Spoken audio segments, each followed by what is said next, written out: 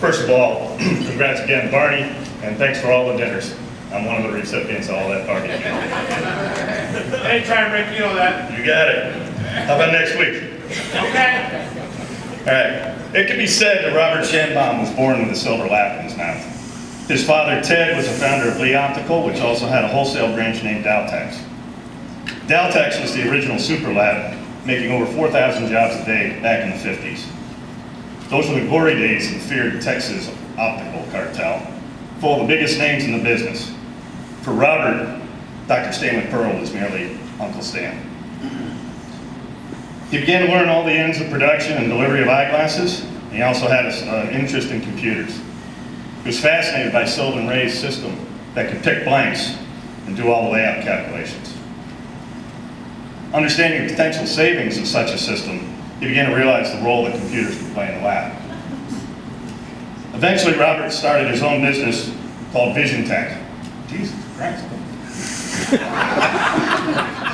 He built a machine-independent system called RX Calc and counted ECCA and lens crafters among his customers.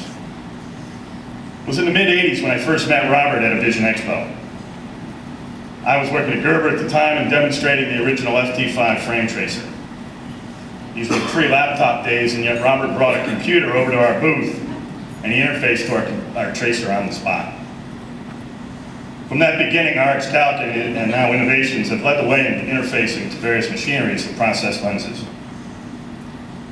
Robert became one of the driving forces behind the optical industry standard for device communications.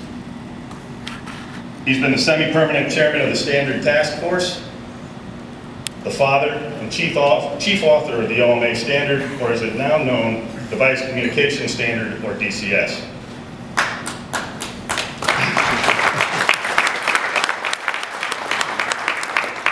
There's a lot of other people that made significant contributions. In yesterday's meeting, I counted over 45 people in the room. Only Robert could corral 45 nerds into making something as good as he's done. Simply put, the DCS is one of the hugest home runs in the optical industry. The task of installing freeform processing would have been absolutely impossible without the strong standard that built off of that original frame tracer communication that we did that day at Vision Expo. Although the designers of the freeform machinery certainly deserve all the accolades for advancing the technology, it was the strong infrastructure of the DCS that propelled this revolution into the labs. But he's still actively improving the DCS, as I said, chairing yesterday's meeting. And continuing with the family theme, he spends his day working with his beautiful wife, Susan, and his incredibly tall son, Stephen, who is also part of the DCS committee. Along the way, Robert found time to go to law school, get a patent or two, sell his business a couple of times, and learn how to ride a motorcycle. So it's with great pleasure that I introduce my friend, Robert Schenbaum.